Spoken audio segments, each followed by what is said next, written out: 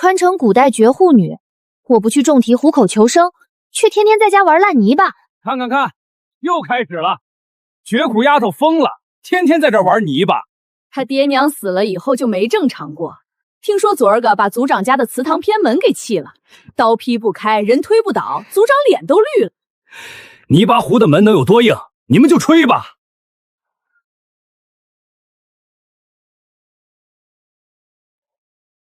粘土比例还是偏高，收缩缝不够密，下一批调低3个点。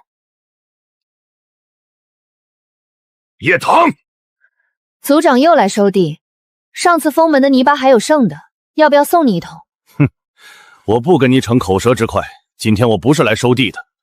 你烧着妖泥巴，村里人都说你是妖孽附体，我给你最后一次机会搬出这个破窑，地归宗族，我不追究你封祠堂的事儿。我如果不搬呢？那就别怪族规无情。族长，你说这是妖泥巴，这块妖泥巴泡了3天水，拿出来比石头还硬，你们想试试吗？牙尖嘴利，还不动手？谁敢动？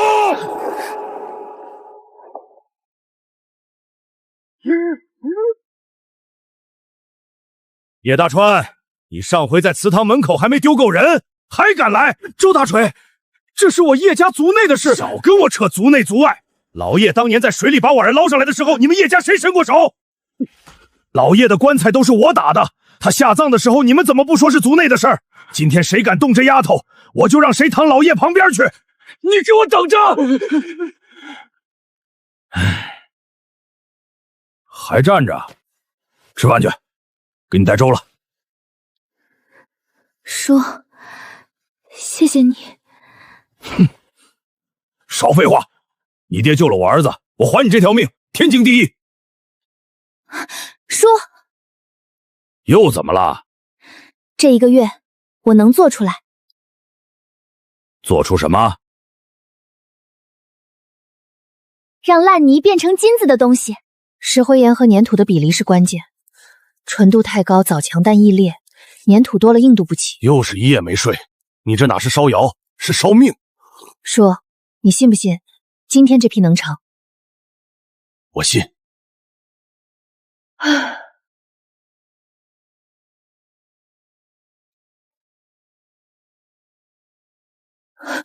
叔，锤子成了。阿弥陀佛，女施主，你这是？师傅，你这屋顶漏了多少年了？5年有余，寻过几位匠人，都说需换梁木，耗银不少。小庙香火微薄，只能将就。我帮你补，补不好不要钱。女施主，这泥浆补瓦缝，老衲倒是头一回见。是不是寻常泥浆？补完便知。说，架梯子。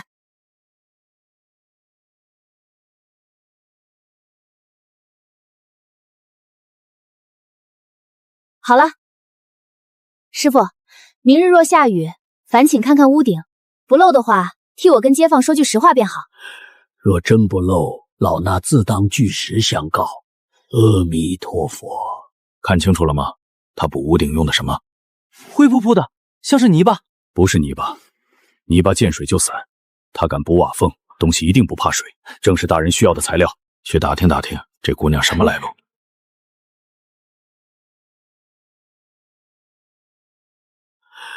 女施主，昨夜一场雨，大殿片瓦未施，这是香火钱，不多，请女施主收下。大殿外墙还有几道裂缝，我下午就去补。老衲已告知今日进香的几位香客，镇东有座破窑，窑里有个姑娘，能和泥为食。叔，第一笔生意来了。就是他，私挖矿土，烧妖灰骗人，妖言惑众。奉县令之命，人带走。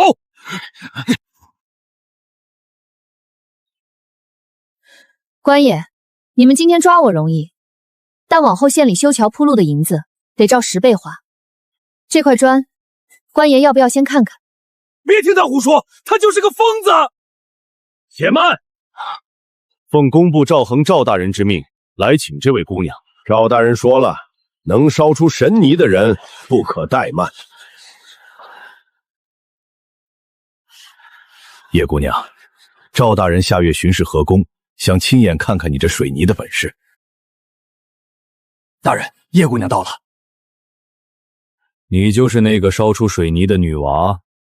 是，大人。一个丫头片子，能烧出什么正经东西？能不能烧出来，验了就知道。跟和泥巴有什么区别？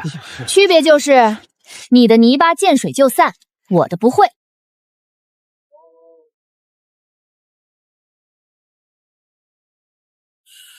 你们谁还有话说？丫头，配方卖给我500两。大人，配方不卖，但我要跟工部合作，我出技术，工部出矿脉和人力，利润4-6分。好丫头，你比我会做生意。叶组长，现在你明白了吧？这人留不得，上边说了，一切扰乱秩序的契机都得盯紧了。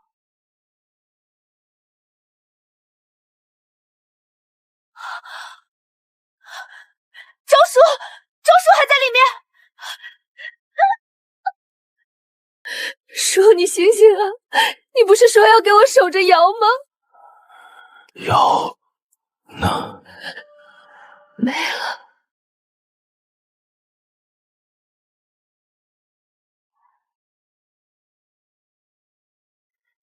有人浇了油，不是天才。叔，这破地方容不下我们了，跟我去京城。京城？我走了，铁柱谁管？他娘死得早，从小就跟着我在铁匠铺里抡锤。我要是走了，一起走。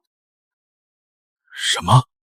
铁柱哥的手艺是你教的，我正好缺个管窑的帮手。到了京城，你跟铁柱哥都给我干活，我给你们开工钱。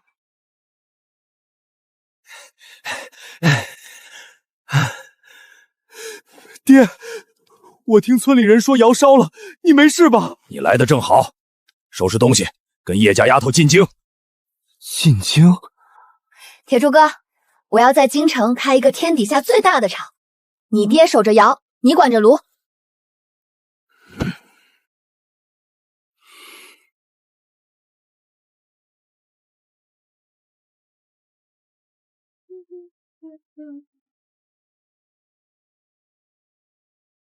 告诉崔丞相，那个烧泥巴的丫头去京城了。就这3两银子1个月？先落脚，找到活干再说。丫头，你那赵大人不是工部尚书吗？去找他。去了，门上说他出差巡视河宫，归期未定。听说了吗？城西来了个乡下女人，说什么烂泥能变石头，妖术吧，骗钱的。说加梯子，先把咱家屋顶补了。你给我那仓库补的屋顶真不漏。姑娘，你这水泥还有多少？我全要了。我还认识东市的张屠户，西街的李布商，他们也要补屋顶。那就麻烦刘掌柜牵个线。哼，你就是那个卖水泥的乡下女人？是我。你那妖术骗了不少人嘛。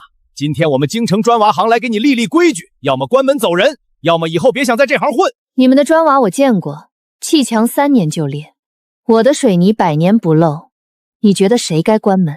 牙尖嘴利，有本事你拿真东西出来，别靠一张嘴吹。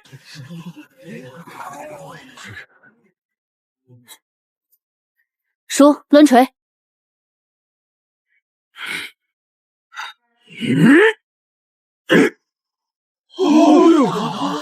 让人闭嘴的方式，不是吵，是做给他们看。下次来记着带锤子，我家锤柄不够用。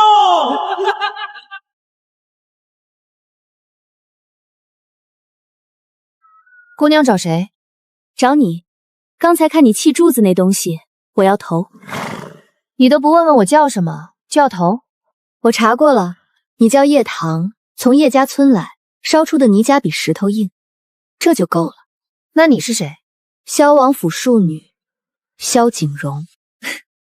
王府千金找我一个卖水泥的，不怕掉身家？我在王府里连丫鬟都使唤不动，还怕什么身价？我看中的不是水泥，是你手里能撬动的整个市场。凭什么跟我合作？我有钱有地有人脉，你有技术，你我之间永远不要完全信任对方，这样我们的合作才能长久。我喜欢跟你这样的人打交道。请。都听好了，配料比例一丝不能差，谁偷懒我跟谁急。爹，你当年在铁匠铺都没这么凶。滚去干活！好。我堂兄萧环想认识你，他是王爷嫡子，跟一个叫沈岩的琉璃商人走得很紧，你们应该认识一下。沈岩，整个京城最好的琉璃窑就是他的，你们的路子很像。叶姑娘，赵大人巡视回来了，请你随他进宫一趟。来得正好，那几个老掌柜前几日去了崔相府上，朝堂不比窑厂，你小心。我知道。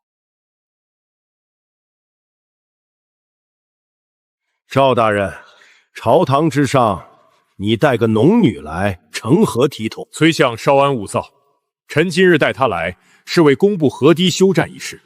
朕听赵爱卿提过，你就是那个烧出水泥的丫头。民女叶棠，叩见陛下。开始吧。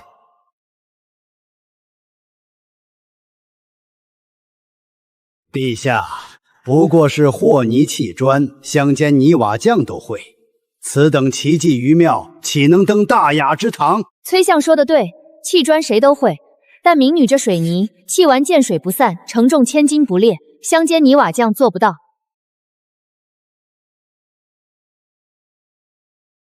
请陛下验看。崔相，您方才说奇迹云票，请问您府上的柱子用的是不是糯米灰浆？3年必裂，5年必换。我这水泥100年不裂，到底哪个才是奇迹云票？100年不裂？陛下，工部修了30年河堤，糯米灰浆没有一处撑过5年。此女的水泥，臣亲眼验过，滴水不漏。好，此等人才当为朝廷所用，传朕旨意。陛下且慢。陛下，此女确有一技之长，臣不否认，但朝廷命官非儿戏。她一无科举出身，2无军功印呈，仅凭砌一块砖就封官，天下读书人寒窗10年，岂不心寒？崔相所言极是，更何况女子入朝为官，自古没有先例，此例一开，恐伤国体。臣附议，陛下惜才之心，臣等理解，但朝廷法度不可轻废。诸位大人说女子不能为官，请问河堤溃了，洪水淹的是男人还是女人？边关告急，敌军杀的是男人还是女人？既然天下兴亡不分男女，凭什么为国出力的时候就要分男女了？说得好，但你入朝为官，让天下读书人如何自己？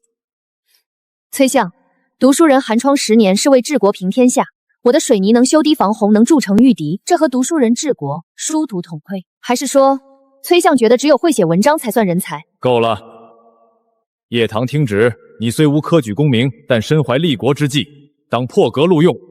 然朝廷法度不可全废，封你为正7品工部主事，随赵恒督办河工，但只是试任，若有差池，即刻罢免。臣领旨，谢陛下隆恩。这个叶棠有几分意思。陛下说的是，可惜了，是个女儿身。陛下已为他破了例了。传话下去，让赵恒多照看他些。朕倒想看看这个叶棠还能烧出什么来。3个御史联名弹劾你，女子入朝，披机司臣。崔相又上了折子，说冷宫年久失修，点名要你去修。冷宫，这是把我踢到最不起眼的地方去。你能忍？冷宫也是宫，正好我还没去过。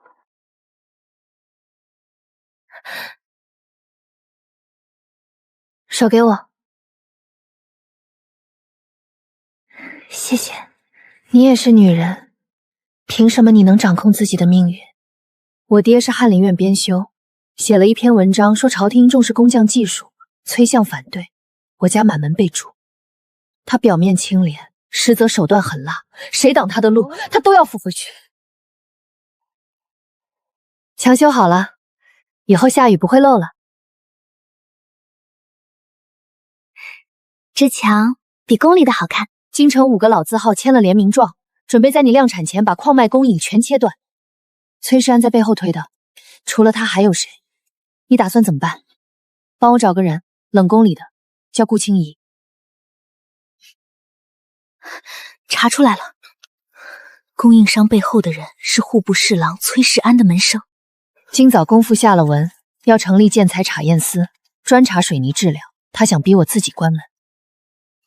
先吃饭，3天没合眼了，铁打的也扛不住。说，我怕我顶不住的时候会连累你和铁柱哥。哭什么？天塌下来有树给你顶着。赵大人跟我说过一句话，在朝堂技术永远斗不过人心，要赢就得找到比他们更懂人心的人。那就去见我堂兄萧环，还有他身边那个叫沈岩的商人。叶主事，冷宫姑娘子让我送来的。他在那堆前朝旧档里找到了琉璃粉的配方，烧制时加入水泥，能提升3成硬度。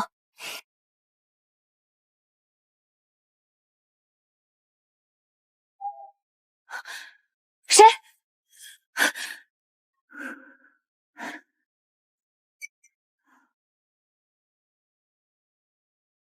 叶姑娘，久仰了。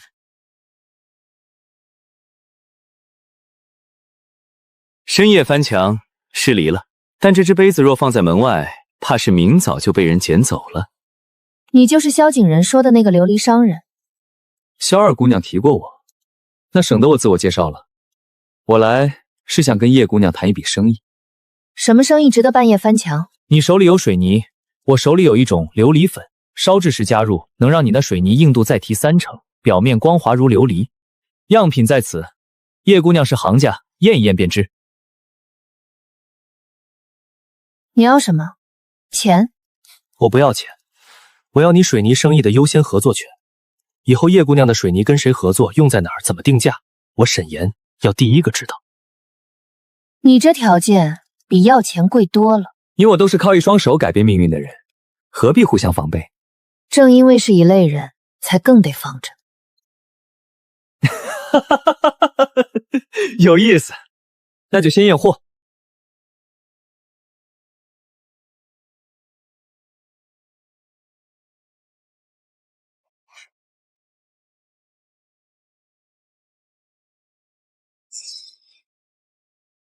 配方哪来的？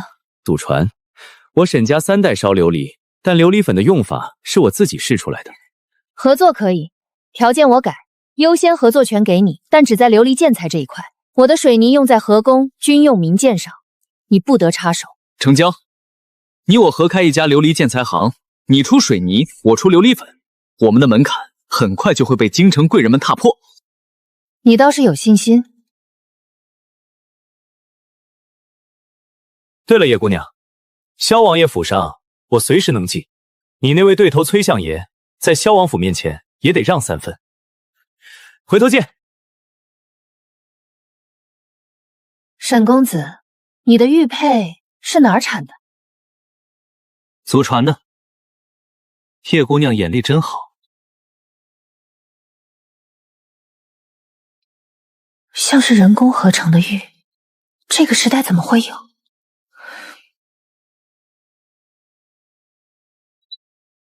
景荣，你上回说的那个范思妍的案子，我帮你压下去了，又来找我干什么？哥，我带人来了。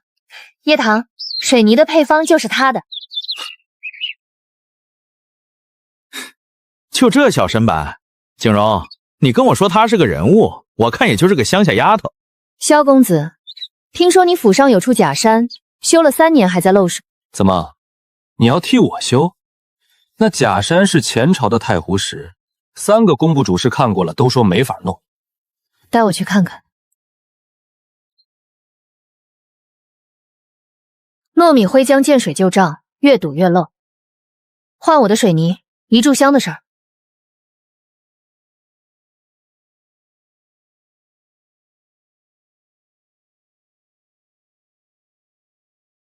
这就能不漏？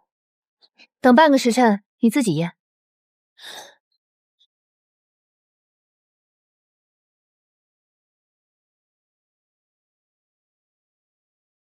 真不漏，景荣，你这次捡到宝了！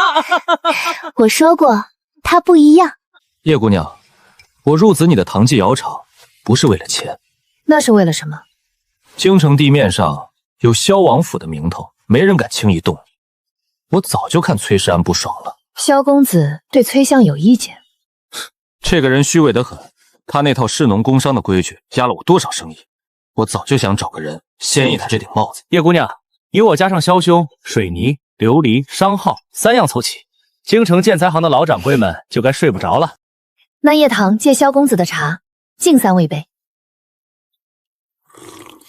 不过叶姑娘，崔世安能只手遮天，不是靠他一个人，他掌握了天下官员的任免渠道。你要跟他斗，光有水泥不够，你得有一个他动不了的根基。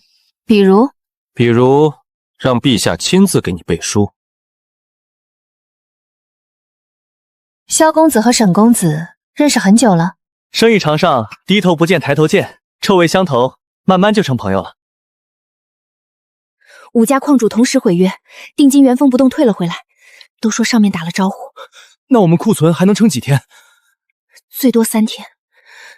要不找我堂哥帮忙吧？这种事情帮得了我们一次，帮不了一辈子。我们还是要有自己的后手。他断我的路，我就自己开一条。这世上没有谁能真正毒死另一个人，除非那个人自己先认输了。铁柱哥，收拾家伙，进山。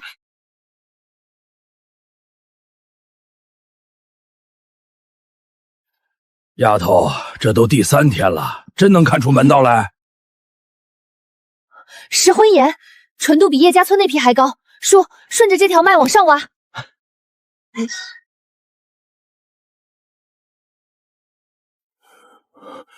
这石头跟叶家村的一样，比叶家村更好。这整条山脊都是。那还等什么？我下山套车。先查地契，看这片山在谁名下。查过了，这块地在我哥的庄田范围内，崔世安的手伸不进来，那就开挖。从今天起，唐基窑厂有自己的矿脉了，谁的脸色都不用看。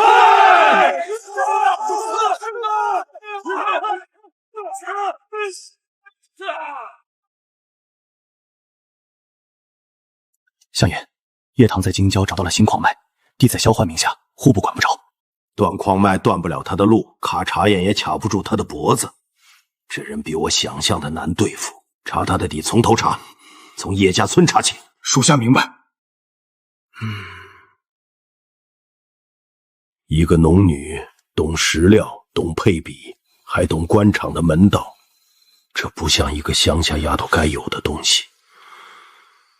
我要知道她到底是什么来路。相爷，叶家村那边查到了些东西。叶棠的父亲3迁进山背回一筐石头，之后便病倒了，没撑过半个月。那石头是什么？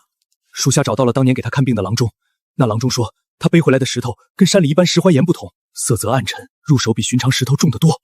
他死前一直在念叨一句话。什么话？祖宗留下的东西不能断在我手里。先帝曾秘密召集过一批天宫之术，后来太子谋反，那批工匠全数被清洗。我记得名单上有姓叶的。相爷的意思是，这叶棠不是普通农女？继续查当年那批工匠的名单和叶家村的关系。他身上那些本事，不是乡下丫头该有的。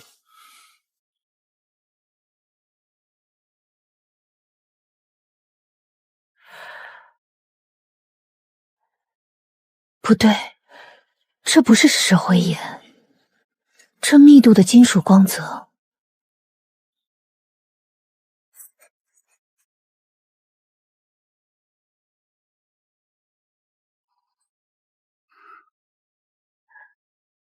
丫头，又发现什么了？铝土矿。叔，这东西的烧制温度比石灰岩高得多，但如果能提炼出来，它的价值远超黄金。比黄金还值钱？那崔世安知道了还得了？不能让他知道这矿脉的事，先只告诉景荣和萧何。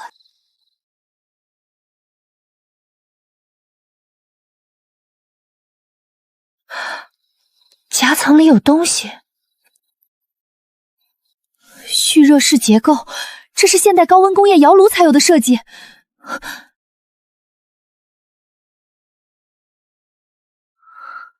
天宫术，这是什么？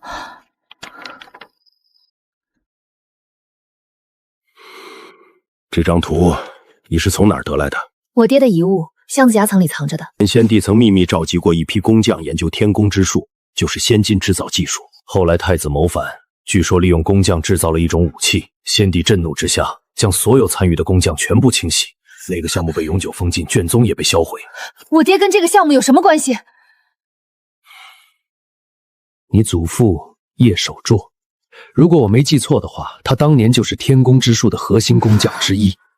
所以我爹留给我的不是一座金山，是一座被埋了50年的坟。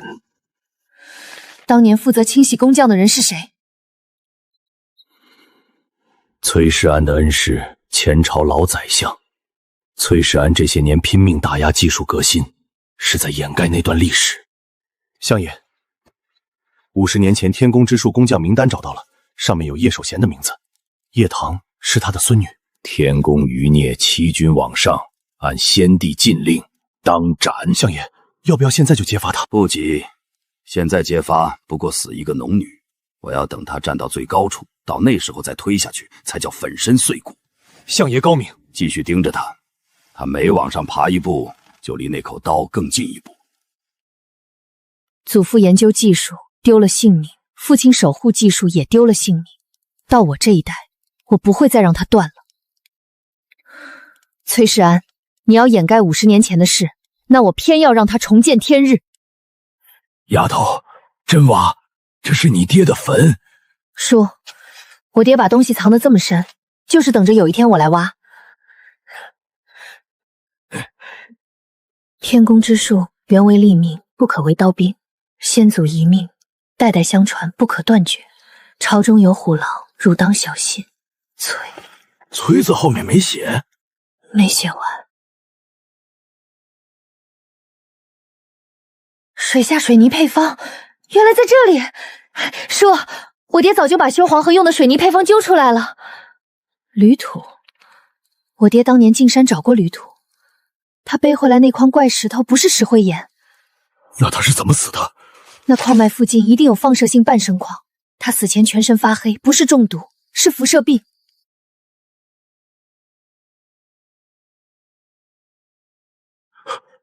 有人来了，从大陆来的，不是村里人。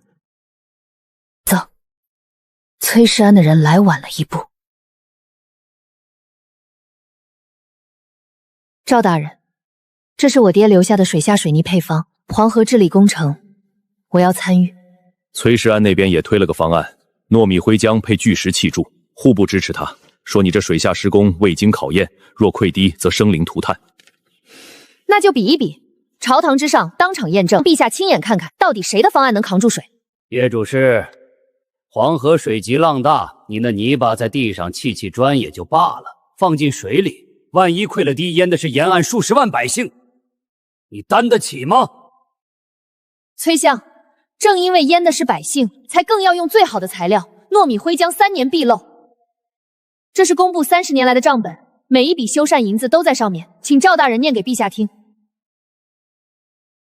够了，叶棠，你说你的水泥能在水里凝固，那就让朕看看。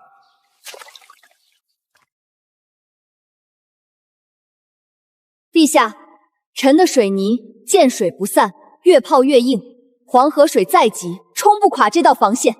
陛下，臣修了30年河堤，今日方知什么叫真技术。此水泥若能用于黄河治理，可为朝廷每年节省修缮银子数十万两。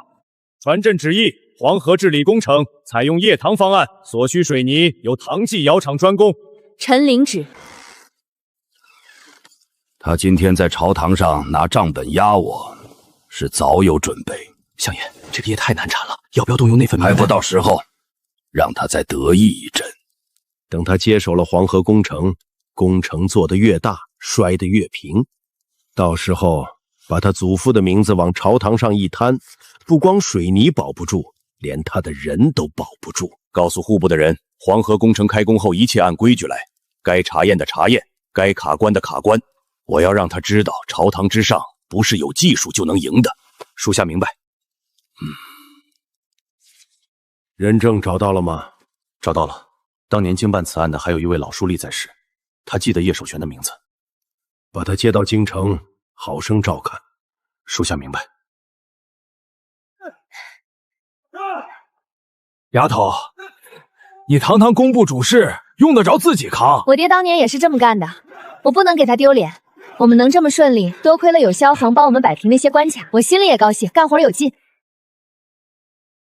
赵大人，你让我查的是有眉目了。50年前清洗工匠的名单上有你祖父的名字。他早就知道了。崔世安的恩师当年亲手整理的名单。他不是揭发我，是在等。等什么？等黄河工程完工那天，当着全天下人的面，把我从最高处推下去。那你还要继续干？干，而且要干好。他等我站到最高处，那我站给他看。到时候谁把谁推下去还不一定。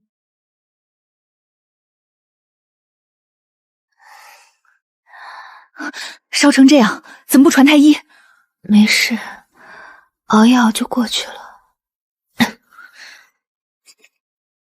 我自己提炼的降温水，你额头太烫，先擦擦降温。这墙根全是潮的。我父亲当年写了一篇文章，叫《天工开物》，主张朝调停应当工匠技术。他说工匠之气不应一之论贵贱，所以他们没有造反，从头到尾都没有。他需要的只是一个罪名。你父亲的《天工开物》里写了什么？我没看过全文，但小时候父亲提过，宫里还有几个同样被崔世安打压过的老人，他们手里或许还留着些残。这些人还在宫里？在。冷宫旁边有个老太监，当年在司礼巷当差，被崔世安寻了个油头发配来看守冷宫。他肯说吗？以前不肯，但你把他漏了5年的屋顶修好了，他或许愿意。你安心养病，等你好了，带我去见那个老太监。你信我的话。崔世安的敌人就是我的盟友。黄河堤坝今夏经受住了孕期考验，滴水不漏。叶爱卿，此功当赏。陛下，此次黄河工程所用水泥均由叶唐亲手监制配方，工地上他与民工同吃同住3月有余，未曾离赶1日。传旨，叶唐升正五品工部郎中，请金100两。臣领旨谢恩。叶大人以一介女子之身修出了100年不坏的堤坝，老夫打了一辈子仗，没见过这么硬的材料。陛下，臣有本奏。崔相有何事？此乃50年前先帝亲笔签署的禁令，还有当年正办此案的一位老书吏可以作为人证。参与天工之术的工匠及后人，永世不得入室。叶唐系逆将叶守绰之孙，他隐瞒身世，欺君罔上，按律当斩。叶郎中，崔相所言可是真的？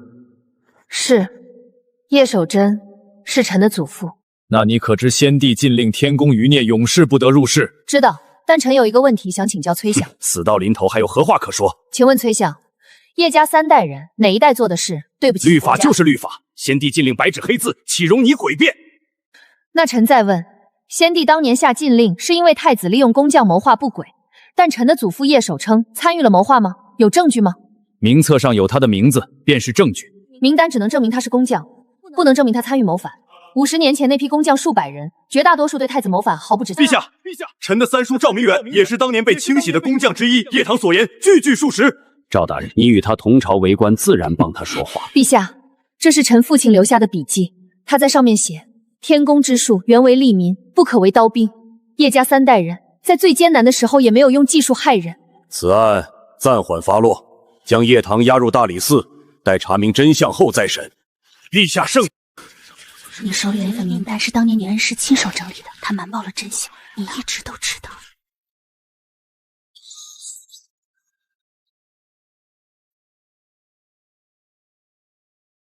石灰和粘土都有，够了。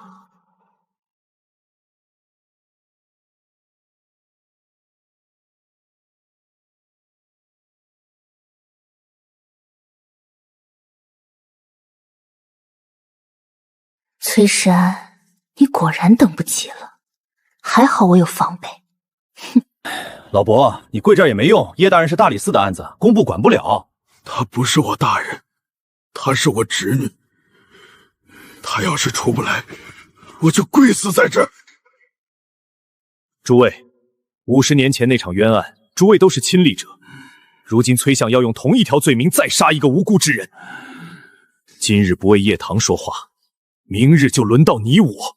京城46家商后联名上书，保叶唐，受益于水泥的商户都签了字。商界这边齐了，萧兄，你那边呢？父王已经松口，他说崔世安动了我萧家的生意伙伴，总得出点血。哼。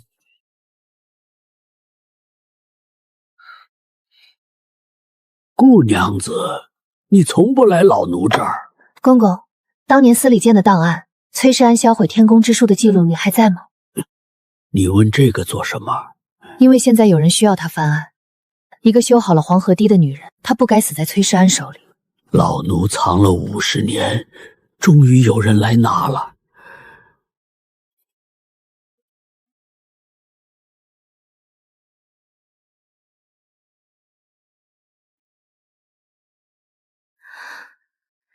他们都在外面等着，我不能倒在这里。50年前，老奴在司礼界当差，这份密折是先帝驾崩前一夜，崔世安的恩师，当时的宰相亲手呈上来的。他请先帝销毁天宫之术所有档案，将工匠名单列为永世机密。这上面写着：太子谋反与工匠无关，然太子所造之装置，若流传民间，恐动摇国本，故以谋反罪诛之，以绝后患。他们知道工匠是无辜的。这份上面写的明白，当年之事工匠并不知情，可他们还是被治了罪，为的居然就是要把记忆藏起来。公公，您藏了50年，为什么现在肯拿出来？等了50年，终于等到一个愿意为百姓做事的人。你修的黄河大堤，我的侄儿就住在沿岸。今年夏天，他的房子没被淹，庄稼也没毁。叶棠记下了。好孩子，好孩子。叶棠，你的身世已查明属实，按律。大人，在宣判之前，请先看一样东西。呈上来。这份密折上的笔迹我认得，是前朝老宰相的亲笔，上面清清楚楚写着：工匠无罪，封锁技术。50年前的清洗不是平判，是灭口。一份来历不明的旧帖子。崔相，此物是否属实，本官自会判断。崔相，这封密折是你恩师亲手写的，你一直知道真相。血口喷人，是不是喷人？请陛下看过密折便知。臣要翻的不是臣一个人的，数百名前庶公同县长的。将密折封存，呈送御前。陛下，臣的三叔赵明远就在那批工匠之中。臣找了50年的答案，今日终于找到了，求陛下为冤魂昭雪。传旨，50年前天孤之术旧案重新审理，叶棠暂时开示，待案件查明后另。陛下，崔相，密折上有令师的私印。臣谢陛下。回来了，铁柱，丫头回来了。这些料哪儿来的？你入狱之后，之前退单的那些老客户又回来了大半，46家商户联名上书的事传开了，都想表个态。那另外小大半呢？崔世安的人还在散布谣言，说你虽然出狱，但案子没完，谁跟你做生意谁倒霉。不过那些被水泥修过仓库的商户，一个都没。水泥自己会说话。丫头，我天天蹲在衙门口，想着你要是出不来。叔，我出来了。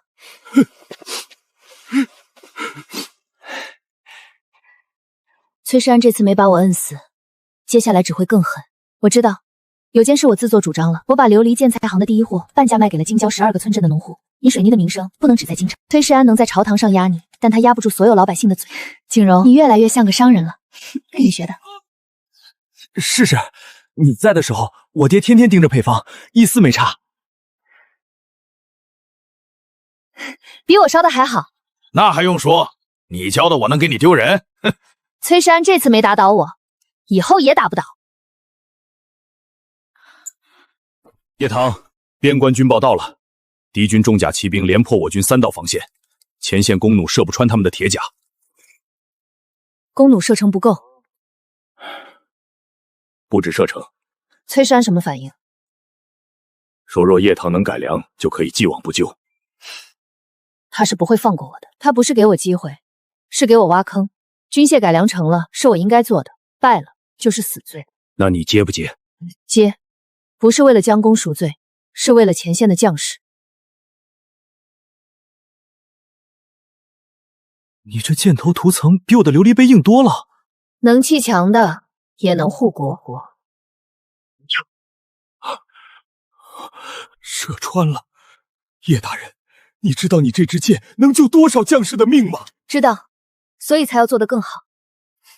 还愣着干什么？照这个标准，先造3000张。是，送到前线。是。军器舰最近调进来3个新人，都是崔世安的门生，其中一个管的是质检。崔世安要在军械上动手脚，你怎么打算？每一张弩我亲自验，不合格的不出这个门。你一个人验3000张弩？我一个人验不过来，但我信得过的人够多。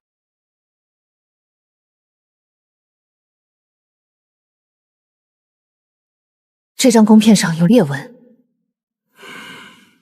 这要是上了战场，射不了3箭就得断。不是意外，裂纹走向一致，力度均匀，是有人用工具压出来的。把所有已张箱的弩全部拆封，一张一张查。嗨，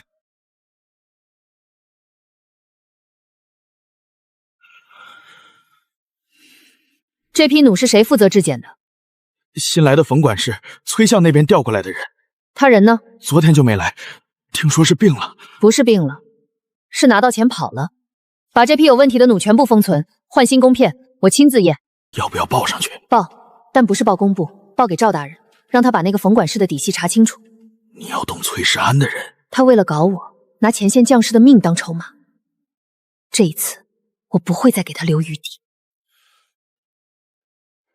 冯管家3天前收到一笔500两的银子，送钱的是崔世安府上的管家，够不够弹劾？弹劾可以，但崔世安会说这是底下人自作主张，他只需要把那个管家推出来顶罪，自己撇得一干二净。那就先把冯管事拿下，让他开口。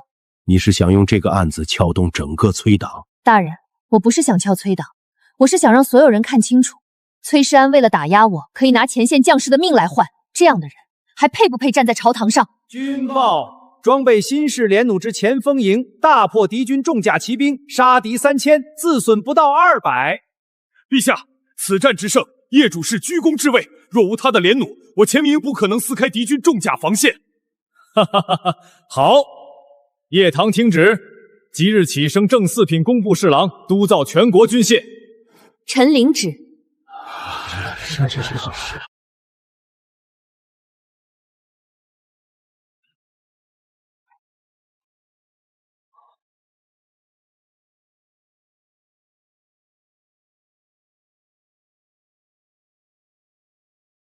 叶侍郎，你今日要奏何事？臣今日要奏的是50年前太子谋反的全部真相，以及当朝尚书令崔世安50年来掩盖真相、陷害忠良、破坏军械、掘坟毁政的全部罪行。叶唐，朝堂之上，信口雌黄是要掉脑袋的。这是我们调查此事后收集的证据，皇上您请看。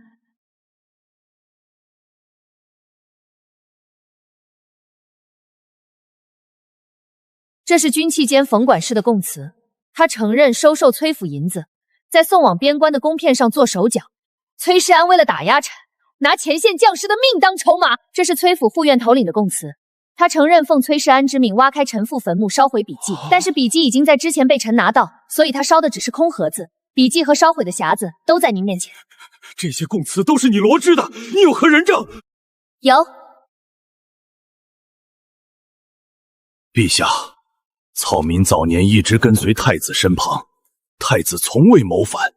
他在造一种装置，想让边境守军能和京城及时通信。当时的老宰相带兵抄了太子府，草民亲耳听到他说：“这些工匠一个都不能留，他们知道的太多了。”太子被赐死那天，对草民说：“愿后人持此技术，造福天下，不必为我复仇，但求光之所至，天下再无冤屈。”这句话，奴才记了50年。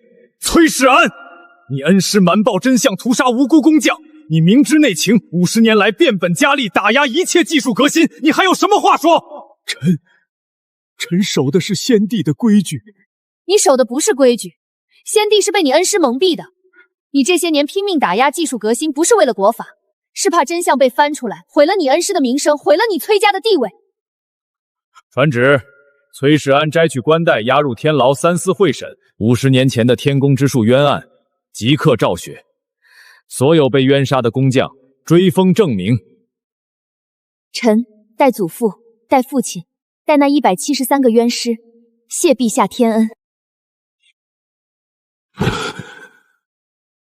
你赢了。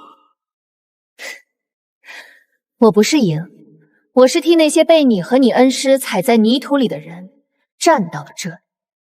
叶唐听旨，尔以庶民之身，怀立国之计，修黄河，筑堤坝，改良军械，破敌重甲，更于朝堂之上为50年前173名冤魂招许。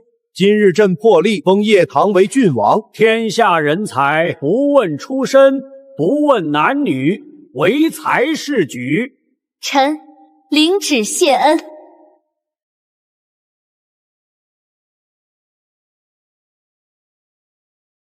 沈公子，现在可以告诉我了吗？你那枚玉佩不是天然玉石，这个时代不该有这种人工合成工艺。你眼力果然毒。这枚玉佩是我父亲传给我的，他年轻时给太子府做过琉璃器皿，就是那位被赐死的太子。这材质是用琉璃粉高温烧制的。我父亲说，太子当年在研究一种比琉璃更硬的材料。太子被赐死后，研究中断，配方失传。我这些年试着复原，做出了琉璃粉，但始终达不到这枚玉佩的精度。所以你找上我，不只为合作，你需要我的水泥窑来帮你达到温度。一半一半，合作是真，私心也是真。不过现在我不急了，郡王要是愿意，以后有的是时间慢慢研究。那就慢慢研究。你父亲的配方，太子当年的研究，该重见天日了。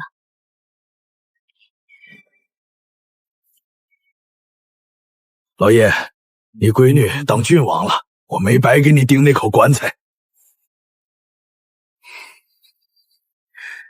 爹，你留给我的这张图，我看懂了。这是蓄热式高温窑炉。你当年进山找铝土，就是想用这座窑炼铝，对不对？这设计是太子当年留下的。太子在50年前就在研究高温烧接技术，你从未见过太子，却守了这张图大半辈子。爹，你是不是一直知道这图纸的来历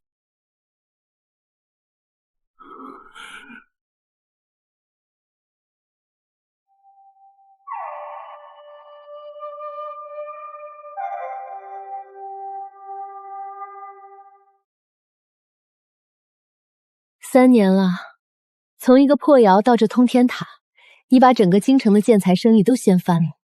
是你掀的，我只负责烧水泥。第一批琉璃建材的样品，太子当年的配方加上你的高温窑，硬度超过了天然玉石。他看到的话，应该会欣慰。我父亲写了一辈子的天工开物，总算有人替他实现了。老爷一辈子老实巴交，连话都不会说。要是能看到今天他闺女站在京城最高处，手里攥着他留下的图纸，身后是一座他亲手建起来的塔，他得笑出声来。烂泥扶上墙了，叶棠，你看见了吗？